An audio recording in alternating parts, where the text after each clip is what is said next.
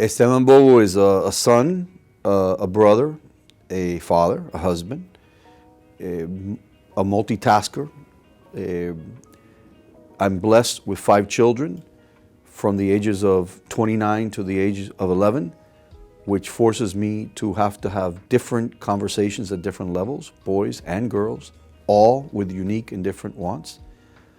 Married to a professional woman who travels a lot, which allows me to have a lot of one-on-one time with my son. It's taught me to cook. It's taught me to make decisions, of course, with her guidance. I'm the oldest of 5, so I've always felt the pressure of having to walk a certain way because I had to be an example to my brothers and sisters.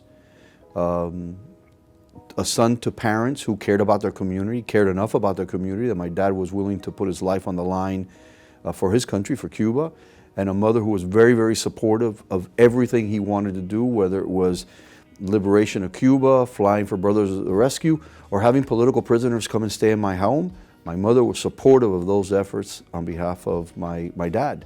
And so that's molded me. That's helped shape my thought process that, you know, I have to do things the right way. It's not easy because I'm a flawed human like everybody else. But since I was a little child, I remember listening to my mother and my father, particularly my dad, telling me that you were the oldest and you had to set the example. So, you know, I've tried to set that tone all the time. I try to set that mindset when I deal with my children, when I deal with my brothers and sisters, and when I deal with the community.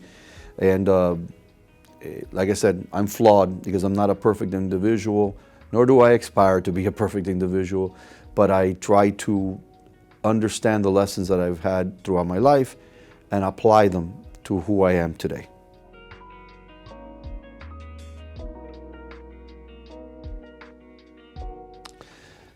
So interestingly, I come to the city of Hialeah as a legislative assistant to then Senator Roberto Casas. And now I'm here in the city of Hialeah. I drive into the city every day from where I grew up in Village Green, in, you know, kind of west of Westchester area. I drive in every day into the city of Hialeah, and I start dealing with the folks that live in Hialeah and the residents that live in Hialeah, and understanding those residents and really what drives them, what motivates them. And I saw something that I thought was kind of interesting. First, that the American dream in the city of Hialeah was being reborn every single day. It was different. Maybe it was different from Italians, different from other nationalities. The Cuban American experience was alive and well in Hialeah. Many people came to Hialeah to begin their journey, start their businesses, educate their children. And I saw this on a daily basis working with Senator Roberto Casas. From there, I go to Hialeah Racetrack.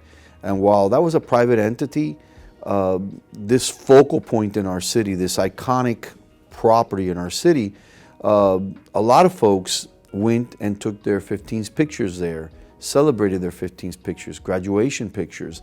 And I'm still learning about the city. I'm understanding the DNA of the city, the sacrifice of the city, this quinceañera issue in our community being alive and well in the city of Hialeah, where maybe in other places it wasn't as important anymore.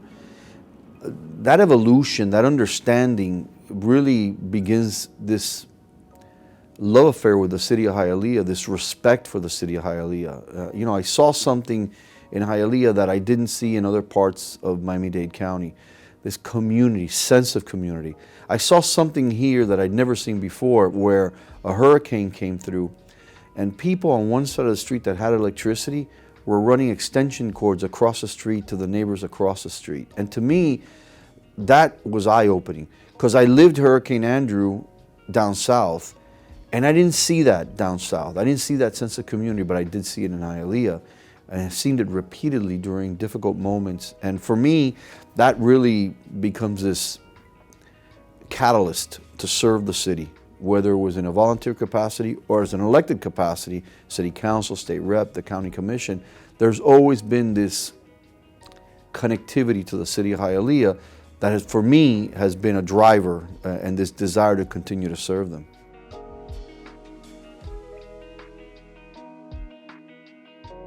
Well, I'm happy that we're taking government to the people, and I think it's extremely important. We know that there are many people in our community that just don't have the time to come 9 to 5 to deal with their government or to bring a permit issue or navigate a problem. They work. That's their reality. We're here to serve them. And so the fact that we're taking government to the people, we're going to open it up on a Saturday. The mayor, the department heads, other departments that are related like Durham, that's from the county, that are going to be there to help them address an issue, whether it's a simple fence issue, removing of concrete, pouring of concrete, or somebody that needs some guidance before they make an investment in our city. I think it's important. At the end of the day, that's who we serve. At the end of the day, the ones that create jobs in our community is the private sector, not us. So for me, I think that's important. It's a major step in what I hope is going to be the cultural transformation of our city, to make it more about service to the residents in our city, service to those that want to invest in our city, as opposed to being an obstacle, as opposed to being the, that agent of always saying, no, you can't. And so to me, that's significant. It's very, very important. Where I think the measure of our administration is going to be, and I know symbolically we always talk about the first 100 days, it's really about that first year of us embedding our fingerprints, our DNA, our culture on what we want the city to be. And hopefully, when we have this conversation next year, one could say we've started to make a difference. We notice the difference. That's what I aspire to as mayor.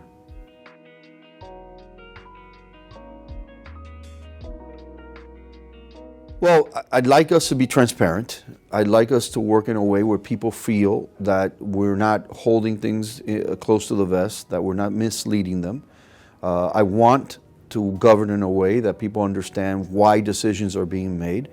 I'm a big believer that sometimes even unpopular decisions, if done by informing residents, including residents, even if they're unpopular but necessary, people understand. What we do many times in government is we want to give everybody good news. And I understand that we're in a business sometimes that not all news is going to be good, because sometimes we have to make difficult decisions. I would hope that we don't talk in terms of what goes on every 4 years, in terms of what goes on the next 20 years.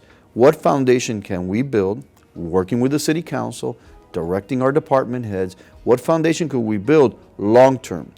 So that a resident that is watching this transmission, a young person, a family, could start thinking in terms of, this is a place where we build our families. This is where we build our American dream, not go elsewhere, but stay here. So I think what many are going to be seeing over the course of the next 20 years is a lot of development, a lot of positive development. There'll be growing pains, no doubt about it, but we're going to transform, I think, the nature of the way we look at our city from what it was to what it could become. Always respecting the fact that we're a blue-collar, hard-working community, but we're going to diversify ourselves. We're going to keep young people here. We're going to see more investments in our community, and we're going to look at Hialeah totally different than what we do today, 20 years from now.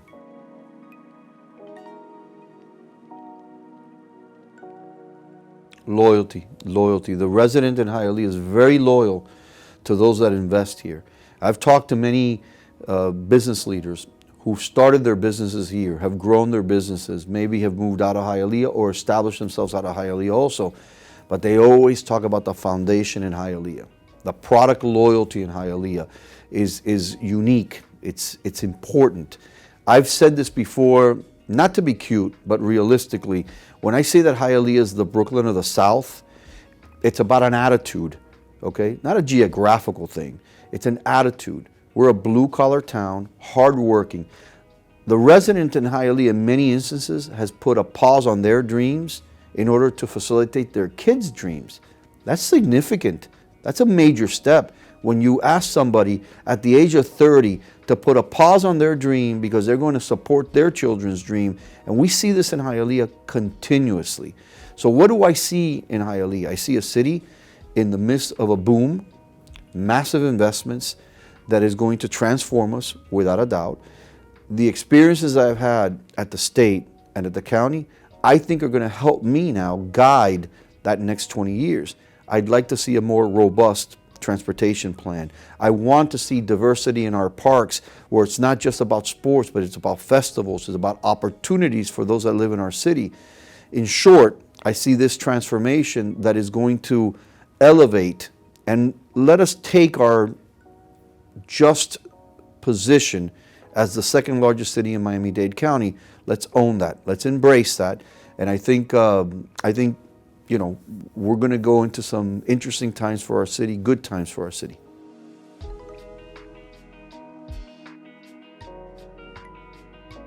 Decisions sometimes that have to be made are difficult.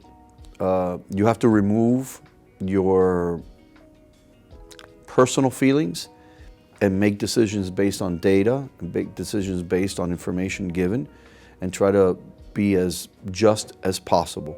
Sometimes that's difficult because when you know the people that you're dealing with, if you have to discipline somebody, an employee, you want to try to block out the personal relationships that may exist, but you realize it's difficult and you have to. If you're going to be just, you have to remove the personal part of it so you can make right decisions. I tell you, the best part of being mayor is I enjoy waking up and coming to work. You know, that's half the battle. You know, many folks, I know so many that hate what they do. I enjoy being mayor. I enjoy having a say in what's going to happen in our community. I enjoy having the pressure of making decisions. You know, hopefully we'll always make the right decisions, but there'll never be a decision that's made with malicious intent on trying to hurt somebody or trying to move government against somebody. We're always going to try to make decisions that are based on evidence, facts, and what's in the betterment of our entire community. And hopefully, if I could accomplish those things in the next 4 years, then I think I'll be able to smile and be proud of the work we do.